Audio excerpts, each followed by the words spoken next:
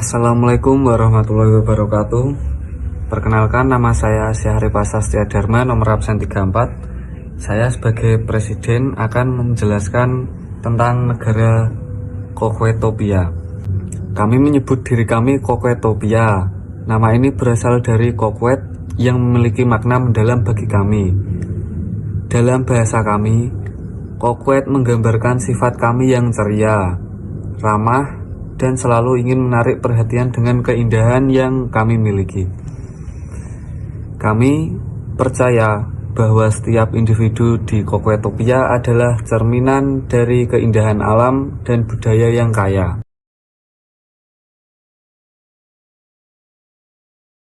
Pembagian pajak. Pajak kendaraan 35,6%, pajak pabrik dan industri 23,9%, pajak pembangunan dan infrastruktur 21,3%, pajak warisan 8,5%, pajak lainnya 10,6%. Pembagian UMR. Manajemen tertinggi dan profesional ahli 7 juta, supervisor dan manajemen menengah 5.500.000, pekerja terampil 4.500.000, pekerja tidak terampil 3.500.000, pekerja lain-lain 2.500. Pembagian dana 1.000 triliun. Menteri Kesehatan sebesar 250 triliun, Menteri Pertahanan sebesar 200 triliun, Menteri Pendidikan sebesar 200 triliun, Menteri Keuangan sebesar 150 triliun, Menteri Ekonomi sebesar 100 triliun, Menteri Pertambangan sebesar 100 triliun. Ideologi dari negara kami yaitu liberal, bentuk negara serikat, potensi negara pertambangan. Perkenalkan, nama saya Nafisya Oktavia, presensi 28. Dan perkenalkan, nama saya Naila Marsafida, presensi 27. Kami di sini sebagai Menteri Keuangan akan memaparkan mengenai program kerja kami. Yang pertama, program pembangunan infrastruktur dan teknologi pertambangan. Tujuan kami menciptakan program ini untuk meningkatkan efisiensi dan produktivitas sektor pertambangan melalui investasi dalam infrastruktur, teknologi, dan sumber daya manusia. Anggaran yang kami butuhkan untuk menyukseskan program ini yaitu sebesar 100 triliun. Rincian dari program ini yaitu 1. Pembangunan infrastruktur pertambangan, yaitu dengan investasi dalam pembangunan jalan, rel kereta, pelabuhan, dan fasilitas penyimpanan untuk memperlancar distribusi hasil tambang.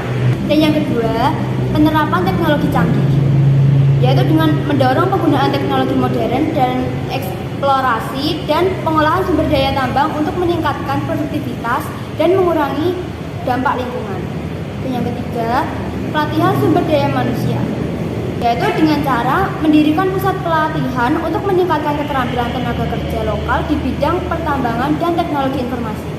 Dan yang terakhir, ada riset dan pengembangan, yaitu dengan mengalokasikan dana untuk penelitian yang bertujuan menemukan metode baru dalam pengolahan dan pemanfaatan bahan tambang yang lebih efisien dan berkelanjutan. Dampak program kerja ini di bidang ekonomi yaitu 1.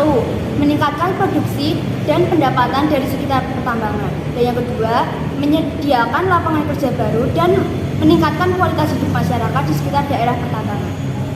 Program kerja yang kedua yaitu program kesejahteraan sosial dari pertambangan.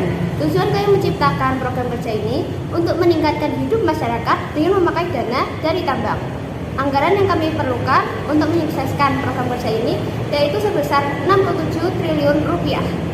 Program ini berisi yang pertama, subsidi kesehatan dan pendidikan dengan bantuan biaya untuk layanan kesehatan dan pendidikan terutama bagi masyarakat yang tinggal dekat tambang. Yang kedua, pemberdayaan komunitas, yaitu dengan membangun koperasi dan program yang membantu masyarakat di sekitar tambang agar bisa lebih sejahtera. Dan yang ketiga, infrastruktur sosial, yaitu dengan membangun fasilitas umum seperti sekolah, rumah sakit, dan akses air bersih di daerah terpencil yang terkena dampak tambang.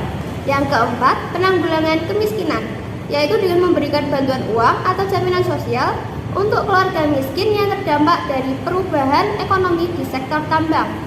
Dampak positif yang bisa terjadi dengan tersukseskannya program kerja kami yaitu membangun solidaritas dan kebersamaan di masyarakat, dan juga dapat memudahkan akses masyarakat pelayanan dasar seperti kesehatan dan pendidikan. Strategi kami sebagai Menteri Keuangan untuk mengembalikan uang 1.000 triliun yaitu dengan yang pertama, meningkatkan pendapatan negara, yaitu dengan berfokus pada peningkatan penerimaan pajak, perbaikan sistem, dan menambah pemasukan dari BUMN dan royalti sumber daya alam. Yang kedua, mengurangi pengeluaran yang tidak perlu, melakukan penghematan, pastikan subsidi tepat sasaran, dan juga kebocoran anggaran. Dan yang ketiga, menjual aset yang kurang penting, hari dengan cara menjual aset atau perusahaan negara yang tidak strategis untuk mendapatkan dana tambahan. Yang keempat, menarik investasi, yaitu dengan mendorong investasi lokal dan asing dengan menyederhanakan proses dan membuatnya lebih menarik. Yang kelima, memaksimalkan sektor ekonomi unggulan, yaitu dengan manfaatkan potensi sektor seperti tambang, energi, dan tingkatkan ekspor. Dan yang terakhir, mengelola utang dengan bijak, dengan memperpanjang waktu pembayaran utang atau kurangi bunga, agar pelunasan lebih efisien. Langkah-langkah ini bertahap, tetapi penting untuk membantu mengembalikan uang negara. Saya Pinkan Ramadhani dan teman saya Vina Nur Arifiana yang menjadi program kerja Menteri Ekonomi. 1. Pengembangan sektor pertambangan, investasi infrastruktur, alokasi anggaran 30 triliun untuk membangun infrastruktur penunjang pertambangan seperti jalan, pelabuhan, dan fasilitas penyimpanan. Peningkatan teknologi, investasi 10 triliun untuk pengembangan dalam eksplorasi dan ekstraksi mineral. 2. Pemberdayaan masyarakat lokal, program koperasi pertambangan, sediakan dana 5 triliun untuk mendirikan koperasi bagi masyarakat lokal yang terlibat dalam pertambangan guna meningkatkan kesejahteraan dan partisipasi. Pelatihan dan pendidikan, anggaran 5 triliun untuk program pelatihan keterampilan di bidang pertambangan dan pengelolaan sumber daya. 3. Diversifikasi ekonomi, pengembangan sektor energi terbarukan, alokasikan 15 triliun untuk riset dan pengembangan energi terbarukan yang memanfaatkan limbah pertambangan. Promosi industri hilir, investasikan 10 triliun untuk mendirikan pabrik pengolahan hasil tambang agar nilai tambah ekonomi tetap berada di dalam negeri. 4. Sistem ekonomi terencana, rencana ekonomi jangka menengah. Buat rencana terperinci untuk mengelola dan distribusi sumber daya dengan melibatkan pemerintah daerah dan masyarakat. Program pengendalian inflasi, alokasikan 5 triliun untuk menjaga stabilitas harga bahan pokok melalui subsidi dan pengendalian produksi. 5. Pelestarian lingkungan dan keberlanjutan, rehabilitasi lahan, sediakan dana 10 triliun untuk program rehabilitasi lahan bekas tambang agar bisa digunakan kembali. Kebijakan lingkungan ketat, terapkan regulasi ketat terhadap perusahaan tambang untuk memastikan kepatuhan terhadap standar lingkungan. 6. Pembangunan sosial dan kesejahteraan, program kesejahteraan masyarakat, anggaran 5 triliun untuk meningkatkan akses layanan kesehatan bagi masyarakat, terutama yang tinggal di daerah pertambangan. Perumahan terjangkau, investasikan 5 triliun untuk membangun perumahan bagi pekerja tambang dan masyarakat sekitar. Total anggaran pengembangan sektor pertambangan 30 triliun, pemberdayaan masyarakat lokal 10 triliun, diversifikasi ekonomi 25 triliun, sistem ekonomi terencana 10 triliun, pelestarian lingkungan 10 triliun, pembangunan sosial 10 triliun. Kesimpulan, program kerja ini bertujuan untuk memanfaatkan potensi sumber daya alam secara berkelanjutan, memberdayakan masyarakat, dan mendiversifikasi ekonomi negara agar tidak hanya bergantung pada sektor pertambangan, sambil tetap menjaga prinsip-prinsip sosial yang sesuai dengan ideologi komunis. Assalamualaikum warahmatullahi wabarakatuh. Perkenalkan, nama saya Lutfi Aika Fazilatunisa, nomor absen 25. Di sini saya sebagai Menteri Pendidikan ingin menjelaskan program-program yang saya buat. Yang pertama, ada pembangunan dan renovasi merata bertaraf internasional, melengkapi sarana dan prasarana seperti laboratorium, perpustakaan, dan peningkatan atau pengembangan skill lainnya. Yang kedua, ada menerapkan sistem pembelajaran sesuai gaya belajar anak. Dengan cara seperti ini, siswa jadi tidak gampang bosan atau malas untuk belajar. Tidak hanya itu, siswa akan dapat dengan mudah untuk meningkatkan motivasi, partisipasi, prestasi akademik maupun non-akademik. Yang ketiga, ada peningkatan kualitas guru. Pelatihan bagi 500 guru dengan rata-rata biaya 15 juta per guru. Lalu, jenjang yang saya buat untuk pendidikan ada A+ dan B+. Jadi, kalau kita habis belajar, habis lulus dari A+, kita akan naik ke B+, begitu. Terus, kegiatan belajar hanya dilaksanakan 5 hari. Dengan ketentuan 3 hari digunakan pembelajaran pada umumnya kayak bahasa, matematik, dan lain-lain. Dan 2 hari untuk meningkatkan skill atau menyalurkan hobi seperti kayak siswanya suka bermain musik, kita fasilitasi untuk ngembangin untuk meningkatkan skillnya begitu. Sehingga pelajar dapat mengetahui skill yang dia punya dan tidak hanya menguasai akademik, namun dapat menguasai non-akademik juga. Jam sekolah pelajar dilaksanakan hanya 3-4 jam. Jam sekolah untuk pelajar dimulai jam 7 sampai jam 10 pagi. Jadi nggak boring gitu. Dan habis belajar gitu dia bisa ngumpul-ngumpul atau family time sama keluarganya. Terus metode pembelajaran tingkat A+ dengan mengenalkan nilai plus dan negatif. Mentoring atau selalu diperhatikan untuk mengasah soft skill pelajar tingkat A+. Jadi A+, jadi kalau kita belajar A+ nih, kita dapat mentor.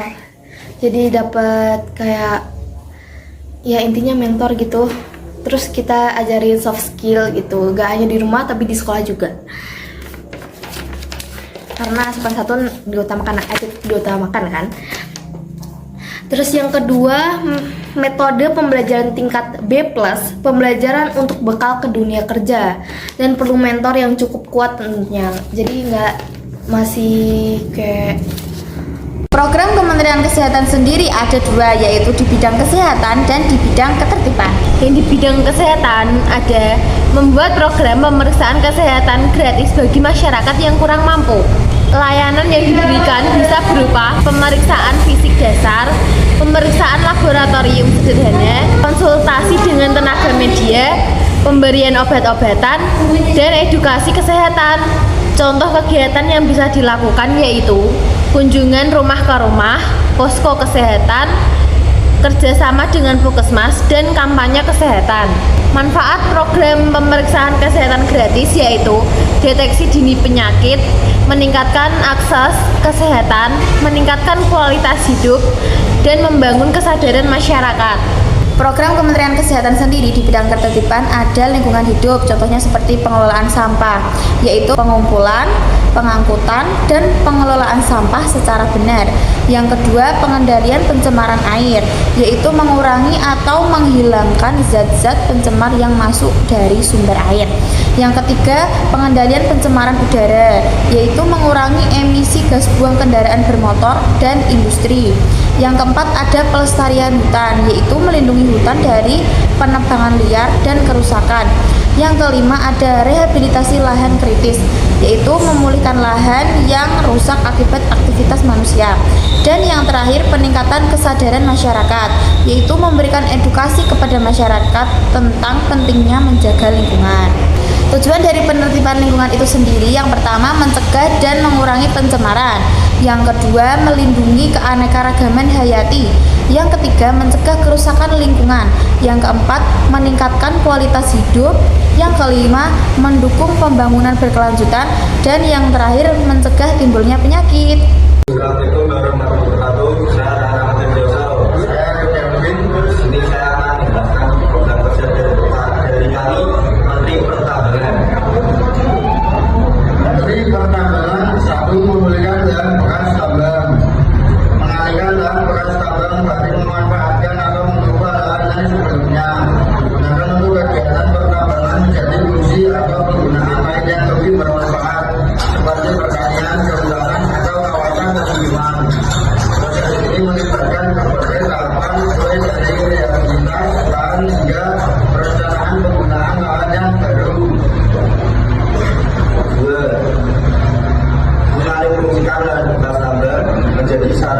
rekreasi dan wisata.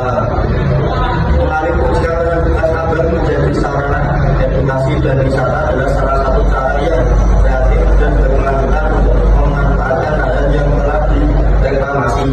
Proses ini tidak hanya membantu memulihkan lahan, tapi juga dapat meningkatkan kesadaran masyarakat mengenai pentingnya konservasi dan sejarah tambahan. Terima kasih.